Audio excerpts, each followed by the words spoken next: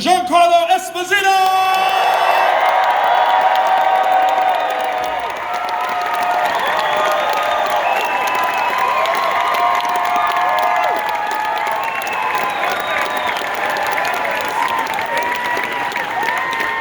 Of course.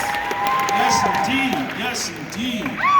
Oh, look at this. All these brilliant people here to see you in your brilliance. This is the perfect day. This is how I like to start it. How is your Sunday, sir? Sunday is great. It's church day now. Yes, Watch out! I told y'all we're gonna have church. Sunday morning now. I told y'all we was gonna have some church. Yes, indeed.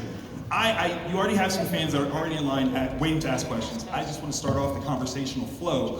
First and foremost, your boots are killing it right now. Okay? Well, thank you very much. You are a man of presence, a man of style, but more than just a phenomenal actor, you are a great storyteller.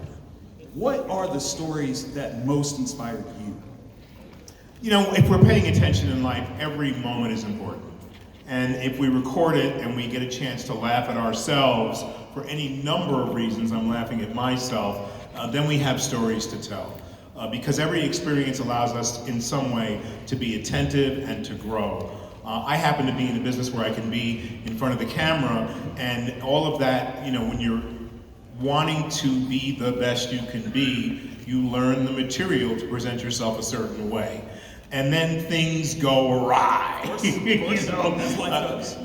Being on top of the TIE fighter in Mandalorian and having Taika Waititi down at the bottom of 40 feet, I had to climb a scaffold, climb a ladder, hop up there, and balance on a round orb, much like this microphone, and keep my balance and look off, while the whole room is moving around me, because we shoot in a volume, and Taika calls me down, and he has me give him the dark saber, and he starts playing with the saber, moving his feet back and forth, and trying to figure out what's the best position to see me in. And I said, if you're looking at my feet, you're not looking at my face. And we have a huge laugh about it. And I said, all I'm focusing on is trying to balance. Isn't it how our lives are?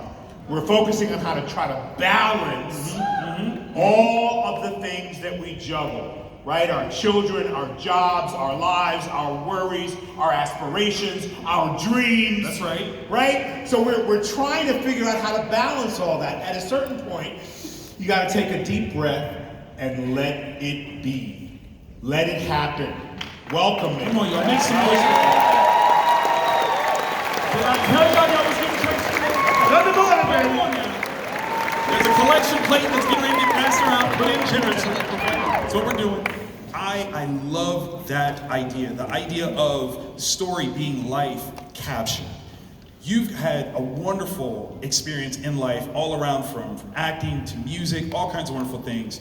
When it comes to your talents, what is the one talent that you have that most of us, even though we're huge fans of you, we don't know that you do? Oh, I love it. I started on the Broadway stage in musical comedy. So I can sing and I can dance. And I can be a cut-up. And I'm actually fun. Even though everyone says, oh, you look so unhappy. You're so serious. So that's one of them. I also play some piano, and I study the saxophone. I love it. Yeah. What did you play for the electric company? You're gonna turn it on, you're gonna bring you the power. You're gonna light up the dark of night like a brand new day. I love the electric company. I always wanted to be on Sesame Street. I eventually got the chance to do that. But I did the theme song to the Electric Company. I wasn't actually in the show. Right. But on Sesame Street, I was Big Bird's camp counselor. Come on now. And I did 2 weeks at Bear Mountain, and I had an incredible time with the guy in the suit. So Big Bird, there was a man inside the suit, and his name was Carol Spinney. That's right. And he was a godsend to me at that young age. He shared so much of his knowledge, so much of his playfulness. And the one thing I think for some of us who are more mature, that we could then take our children, and if we have young kids, and learn from again, which I'm learning now in the twilight of my years, is how to have fun again. Right? How to have fun. How to be light. And I gotta tell you, it's part of the reason I come to Comic-Cons, is to be able to see all of you in wonder, joy, enchantment, being excited, doing cosplay. It's a phenomenal thing to get out of your own brain, out of your own body, and have some fun. Yes, yes. Make some noise for yourselves in that. Absolutely. I don't want to take up any more of your fans' time, so if you're okay with that, we'll start off with Q&A. Ready, baby. Okay, we'll start on this side and we'll bounce back and forth. Hello, friend, how you doing? Hi, my name is Zane, and I like to think that you're known a lot for your villainous roles. And I would like to know, how do you do it? How do you perform and do such an amazing job of portraying these characters? There must be a part of me. First of all, that's a great question, and I believe that we're all made up of light and dark. I believe that we choose today which one we're going to honor. I believe that we choose our attitude, we choose how we're going to step and walk in this day. We choose our path, whether you know it or not. If you don't choose it, it's chosen for you. Okay? So I have the opportunity through what I do to exercise a lot of demons. So a part of me is very intense. A part of me is very calculating. A part of me is like a little kid who wants what he wants, and when I don't get it, I'm going to slit your throat. Right? So how I do it is, I breathe, and I think about the material that's been given to me. I think about the whole of the production, show or movie, and I drop down into it. So I try to leave myself behind and move into something that might be fearful for me. It might be intense. It might be the antithesis of who and what I am, but it's the character that I've been asked to play. So I honor the poem. I honor the material. You spoke of music. Yes. Our lives are music. Yes. Whether you know it or not. Right. Every step you take, everything that comes out of your mouth is actually fluid motion.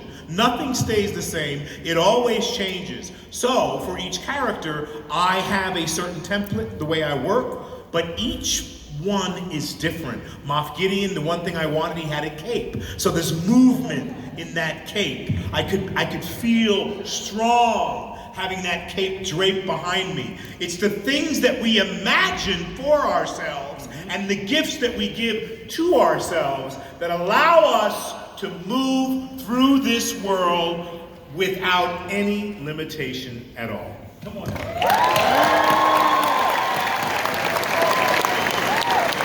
Y'all don't leave your change, you ain't listening. I'm just telling you. Hello, friend. Hello, my name's Miguel. How are you doing, Giancarlo? Well, Miguel, good to have you here today. My girlfriend wasn't able to make it today, but we're both very big fans of your work with Mandalorian, Breaking Bad, The Boys. We were just wondering if you can give her a shout out. Her name is Maria. Maria, you have something I want. That was powerful. Thank you. You're welcome. Hello. Hi, my name is Kevin. My question is about Gustavo Fring. How did your portrayal of him change in building him originally for Breaking Bad versus revisiting, but as a slightly younger version in Better Call Saul? Very good question. For me, I didn't want to go back and do Gustavo Fring again for fear that I might ruin the footprint. That I might, I thought I was done with the character. It was a perfect performance on my part. Absolutely. From what I put in. Gotta call straight, Where's the lion? okay? So if I were to go back and mess it up, then I would be remiss. So I had to find something new. Every day of our lives, we've got to find something new to focus on. What you do today determines your tomorrow. What you do today determines your next year. The thoughts that you have, what you can imagine for yourself can come true if you dream them. So I had to find out what my dream for Gustavo Fring in Better Call Saul was. And I found it. My intention was to have a whole family, a whole storyline, and I realized the show's title is Better Call Saul. That's right. Right, yeah, what am I going to do? This time. But what I could do was figure out how to go back in time, figure out how to be less confident, figure out how to be more vulnerable, figure out how to be more attentive without being the big boss yet in my mind. Whether you know it or not, I see you.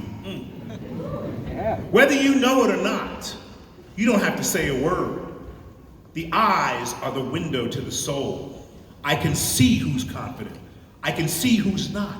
I can see who has low self-esteem. I can see who's stuttering. I can see who does not love themselves. We see each other. What I do is show you who I am in a character through my eyes, through my actions, through my physicality. Don't be fooled. You are seen. What you've wanted all your lives is to be seen, to be heard, to be respected, to be honored. I see you.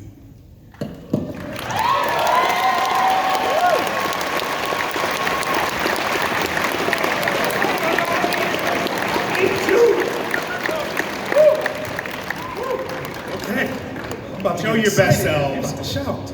Be your best selves. Yes. Love yourselves. Because when you see you, you become unstoppable.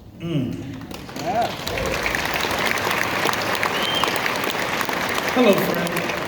Hi, I'm Julene, and I'm a fan of your character Gilbert from Community, and I just watched the Hawthorne video game episode, and my question is, how did you liaison that? How did you get on the show, and what was it like? It was the first time I ever saw you in anything comedic, and what was it like being a comedic actor with such a great cast, and what was that like? It was a mess. You know, Dan called me, that's how I got there, asked me if I would do it. I had met Chevy Chase a few times in social situations. I thought it would be a great thing to do. I flew out there in between gigs, on the way to another gig. I got to the hotel at midnight. They told me they had a script. They didn't. Script came at 3 in the morning. Stayed up all night, learned my lines. My daughter, one of my daughters was with me. I get up in the morning, I go to the set, and my daughter comes in with me, we have to rehearse, and I know my lines backwards and forwards, and no one else does. My daughter looks at me and says, Papa, I'll be in the trailer. These are not your people. Babes. Okay, she's speaking the truth. And I went, okay, I'm gonna walk in here and play the moment. In our lives, we have to be in the moment. Things don't go the way we think they're gonna go. And so we then lighten up, loosen up, be flexible and let it go. And I had a ball with those guys who are comedians who don't believe that they should learn their lines because they have better lines, right? How about that? So it allowed me to be loose and flexible. It was a wonderful experience. I'm really always shocked and amazed how many people saw me there and really loved all of what was going on. So in the end, it turned out to be a great experience. Thank you for your time. You're up. Hello. Hello, my name is Chris. You are incredible at playing layered, nuanced, relatable villains. So my question is, do you seek out these villainous roles, or do you just keep getting them because you're so damn good at it? You know, I seek out good material. And if the material is flawless and really amazing, then I'm choosing it. Not just for the character I play, but for the whole thing. Like, we're in this world, and yet we are encouraged by advertising all the time that it is the I and the me. And we put ourselves forward in that way many times through subliminal suggestion.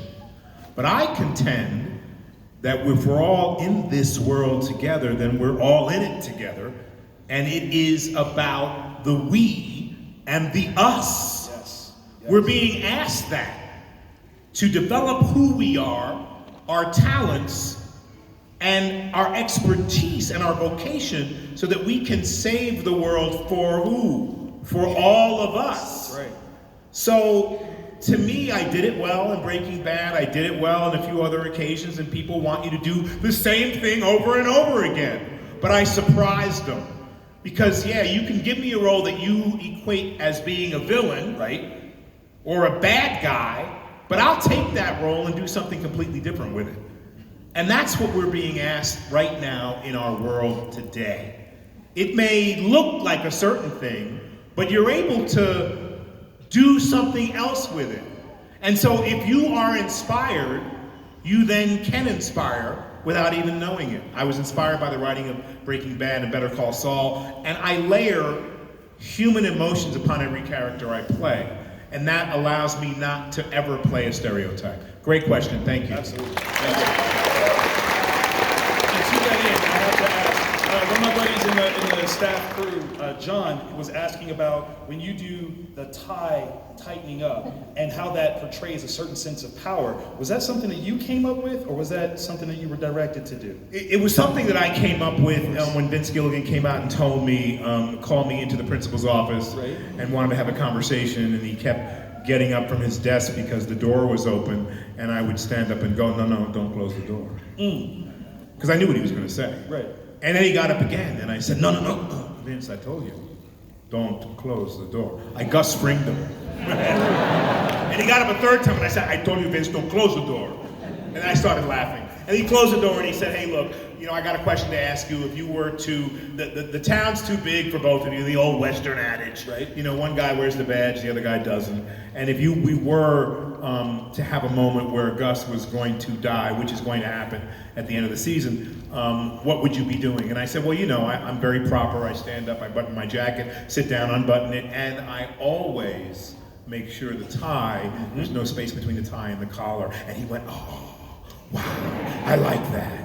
And that's how that came to be. Brilliant. Absolutely brilliant. Whether you know it or not, you're being asked every day of your lives, I don't care what you do, if you inspire and are inspired by, you're being asked to stand up, right? So how often do you go to a job interview and someone asks you 10, 20 questions and you're really anxious because you really want the job? And how often do you say, excuse me a minute, before we finish, could I ask you what this company has to offer me? Right? Because I want to grow, I want to be here, I want to contribute, right? We very rarely do that. So what I'm trying to impress upon you is to be in your power and be in your understanding that you have something to offer.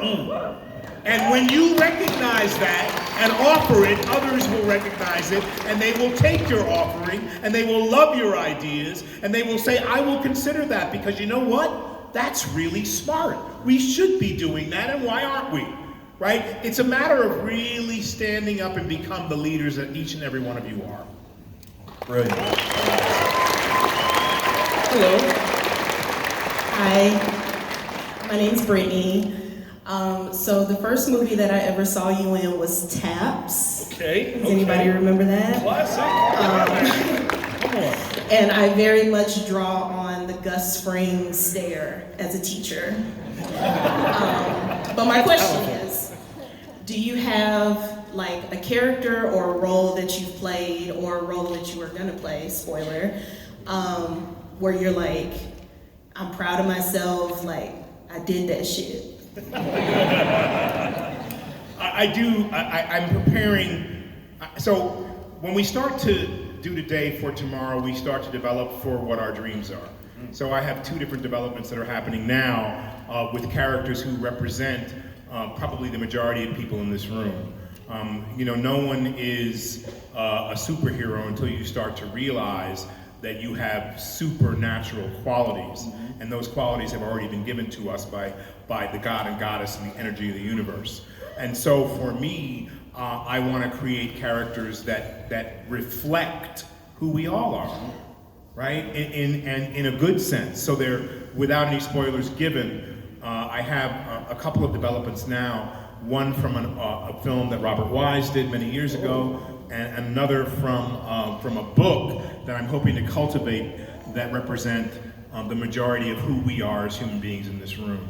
And so one show that I've done already, which is already in the can, 8 episodes, called Parish, which I star in for AMC as my follow-up to Better Call Saul. And so it'll be aired this year, is about an everyman. A man who is trying to make ends meet, who's in the midst of more than likely a divorce, who has lost a son, who is trying to get his mental health back, You know, he's suffered from trauma, who has an everyday job as a driver, not making ends meet, under pressure, you know, tempted to go to the dark side. All right, all of the things that we're struggling with in our world today. So for me, the next step for me is to play an everyman who comes out the other end with ultimately dignity and respect for himself, that he can do it on his own. Love that. I want to know what class you teach that you're giving kids that kind of stare. Yeah, that's right. That's a good guard. That's right. Hello, friend.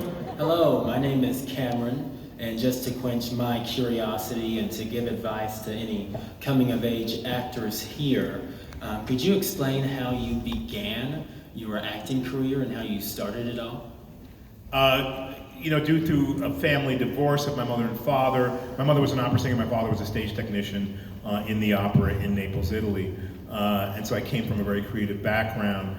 But when they were divorcing, we were very poor on food stamps and social assistance, and I always wanted to, you know, my father would always say, you gotta pull yourself up by your bootstraps, old school saying. And so I realized that I had talent, and I auditioned for a show called Maggie Flynn. I sang Happy Birthday. My brother and I both auditioned. He was sent to that side of the stage. Wow. I was sent to this side of the stage. And it was Irene Escalara, Irene Cara, who passed away, God rest her soul, this year, Stephanie Mills, a bunch of young child actors. And I quickly realized that the folks that were sent on that side of the stage were the ones who were going to get in the show. And I was sent to that side of the stage, not because I wasn't good, but because I was really kind of shy and under the thumb of my brother. Well, my manager, Ernestine McClendon, stuck her hand in my back and said to the people in the audience, Morton DeCosta and all these other folks, would you hear this boy sing again? And I sang Happy Birthday, belted it out, and then they sent me to that side of the stage. And so my early beginnings were on the Broadway stage, and it was all about being able to sing a song and you know, and dance a little bit and express yourself. So we're here in this world to express ourselves, either intellectually, either physically. Sometimes we are engineers or dig a ditch or whatever it is. But whatever that is, it's a form of self-expression. It's how we do it is the important part of it. You know, how we do anything is how we do everything. And it's about putting your heart, soul, passion, and love into it. And for some of us, when, you know, growing up from a Doors family, I was lacking the kind of love and nurturing that I would have liked, or that I saw some of my other friends getting who had a family that wasn't broken. And so I had to learn how to give that love to myself. And so from on the stage, I was able to develop a respect, right? It's different, you know, tying your shoes just to tie them so you don't trip on them, or tying them so that the right tension on your foot so you can move your foot and have proper footing, right? So it's paying attention, right, to what allows you to flow in the universe in a certain way. And that attention is important. You've heard, maybe some of you have heard a comment called God is in the details. Goddess is in the details. Well, it is. It's how we listen to each other. It's how we give ourselves over to each other and being open so that we can learn and grow and experience together. So for me, what I do is a meditation. What I do is allows me to learn more about myself with each job. It's been 56 years now. I still love it.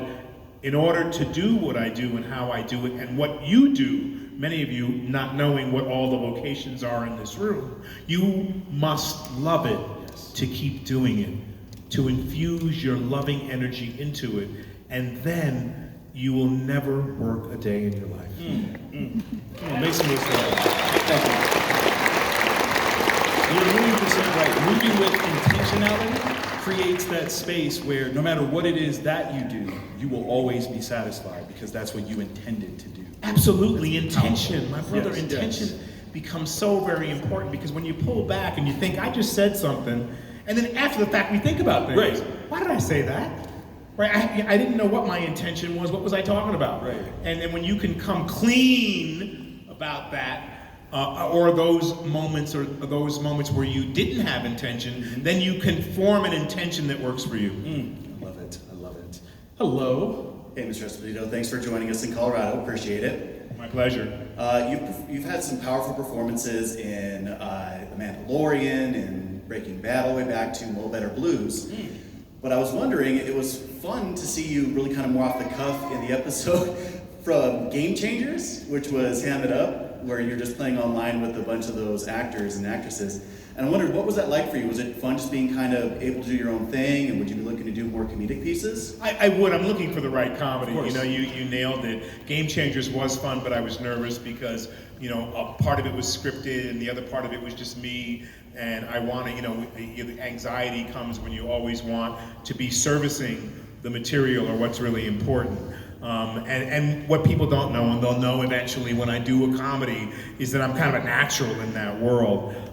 You know, you can do anything as long as when you think and know that you can. And so for me, my dramatic work is so serious and intentional that sometimes, again, it gets back to the idea of having fun and being unjaded and playing. So I love Game Changers. I'm hoping for more comedies in my life. Thank you. Awesome. Hey, have you seen Nothing to Lose?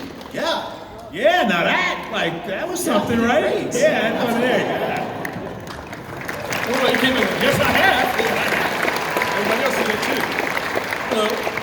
Mr. Esposito, hello. Thank you for being here. My name is John, and you've answered how you can play these terrifying yet captivating villains.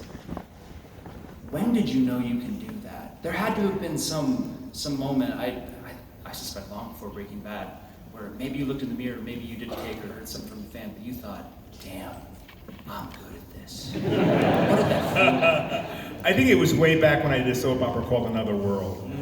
You know, it was way before I did any movie at all. And there's also a link and connection between me watching a film called Public Enemy. Okay.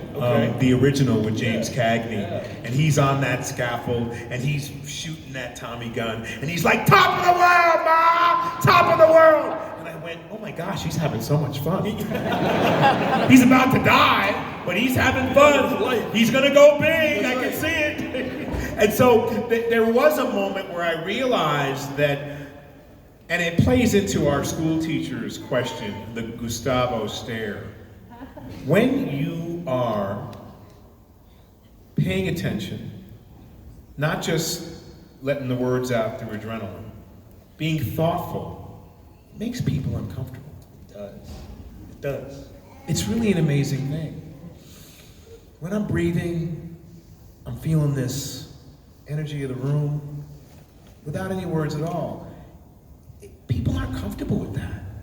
So if you ask me a question and I don't answer, because I'm still digesting what you've asked, but I keep my gaze on you,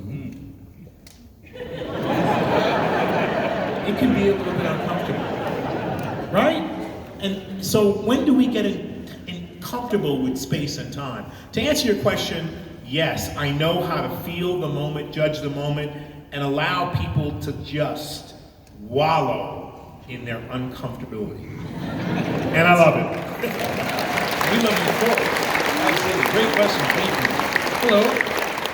I love Mr. Esposito. Huge fan. Love your work. And I gotta say, at the end of the show Kaleidoscope, when you have that scene with your daughter, show me where you're brave, show me where you're strong. Tears, literal tears.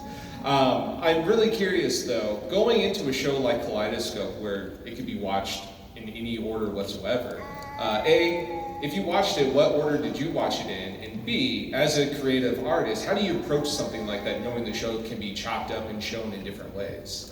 I think I first watched green and then orange, then violet, and you can watch it in any order at all, but I was totally confused after I shot it. Well, what do we do here? The one thing that I do allow myself is the flexibility of changing or adjusting the template with which I look at parts and prepare them. And so I had 8 episodes, unusual by the way. Normally you're getting an episode that we're shooting this week, we'll get the episode for next week, 3 days before we have to go shoot it. Right. But I had all 8. So I laid them all out because if you know Kaleidoscope, and if you haven't seen it, you should see it. It's on Netflix, and you can watch it in any order you choose, or they'll choose an order for you. I aged 27 years. And so going back and forth in time, I needed to know what the cues were, where I was when I was shooting a certain scene, and there's so many Easter eggs that it related to other episodes. So I laid them all out on a long table in credenza, and I read one at a time, and then I went through each one and figured out what related to what and how I could create. Also, my character has a disease, without wanting to spoil it for you, how I could grow that, because it's a physical thing that you see, and how I could make it small and grow it, and here it can be, here it can be, there it can be, now it's full on. And so all those things trained me.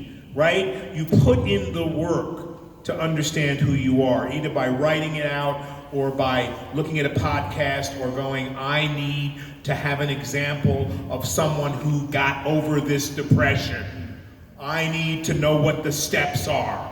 I know I can do it, right? So I did that work. And that work really helped me. I love Kaleidoscope a great deal. I think it's a really powerful piece. It's the beginning of my Everyman series. I fell into it at the last minute. I'm going to do more of those characters because I play two characters, for those of you who don't know, trying to hook you guys, right? Trying to get your attention. You know, I play Ray Vernon, who eventually becomes Leo Papp. It's a heist movie. It's also part revenge. It's also about recovering lost relationships. Oh, that's so true. And this scene that you speak of with my daughter, tell me where you're brave, tell me where you're strong, you can hear me welling up right now. This is what we need, and I'll qualify and say for me, this is what I need in my life every single day. It's what you do today that changes your outlook.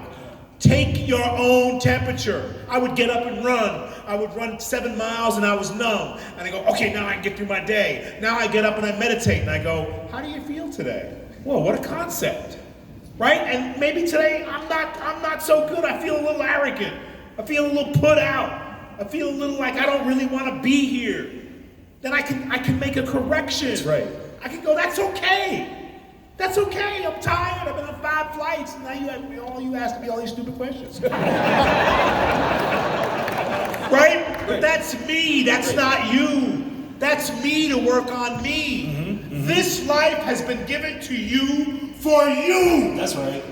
It's for you. Come on. It's for you to be able to look at yourself. There's a reason. You're not just walking through it. Right. You weren't just placed here. That's right. Come You on now. are valuable. Come on now. Bring it on home. You are loving. You are what we live for. When you realize that this is designed specifically for you, to honor you, to love yourself, to share yourself, to contribute yourself, then life changes. Then you can go, yeah, you know, I don't feel like it, but you know what? There's a reason I'm standing here today.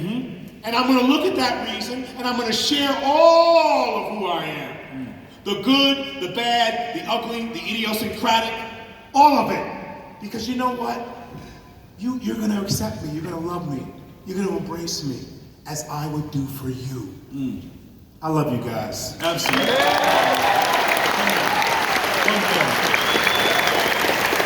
With your indulgence, sir, we have time for one more question. One more question. Is it on this side? Thank you. Yeah. Well, I haven't been to church in a while, so thank you for preaching. Yes.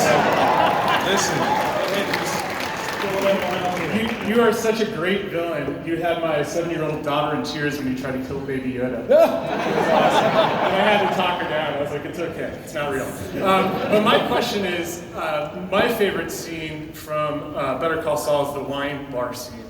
And I wanted to just know, how did the development with the writers develop? How much input do you have on the character in those moments? Because I love the humanity you bring to villains. In that scene, I worked with an actor I worked with years ago on Homicide, Reed Diamond. It was really great to see him again. He was gray, I was gray, hardly recognized him. Really glad he was there. That episode was written. I contributed my humanity to it, and my thought form was to allow and be vulnerable and revelatory about who Gus really was. And we've talked a lot today about empowerment, but also about connection. and also the word vulnerability has been used. And for me, that's one of my favorite episodes because I had to allow myself the hopefulness of coming out of my shell as Gustavo Fring.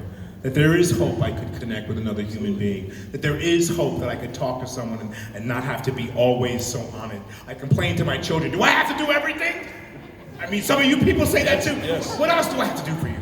Tie your shoes, cook your food, make your resume. What do I have to do? Give you advice, right? So there's that feeling that you're being called upon to do more than you think you can handle.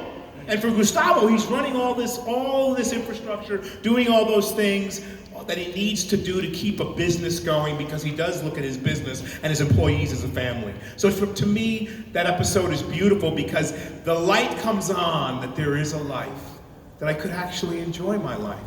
And then you see it. You see Gus shut it down and move on. Perfect bookend for Breaking Bad when we meet him. And I always attest that if you are able to watch Breaking Bad first, then Better Call Saul, and they fit, that's great. But if you can watch Better Call Saul first, and then watch Breaking Bad, you'd have a different view and understanding of how these shows fit together. I love creating character because character is much like life is, right? Art imitates life, right? That's where we get our inspiration. By the things that we do and we see from each other that are funny, that are sad, that are heroic, that are courageous. And then we learn how we can stand up and be that too. Again, I feel very, very honored and blessed, not only to be here with you today, but also to be in my life presently, right? So there's something about being present even when you don't want to be, right? My phone is over here somewhere, but I have all of your attention. Those of you who are not looking at your device right now. Yeah, right. Your device will run your life. Come on now. It'll tell you what to do. Come on now. It'll tell you where to go. Yes, indeed. It'll tell you how to say a word. It'll tell you what you think is everything you need to know. But it won't tell you. What won't it tell you? It won't tell you how to love. Come on now. Come on now. It won't tell you how to connect. Come on now. It won't tell you how to look. It won't tell you how to see. It won't tell you how to hear, how to really listen with your whole heart and your whole being. It won't tell you that. Come on. So I urge you, practice.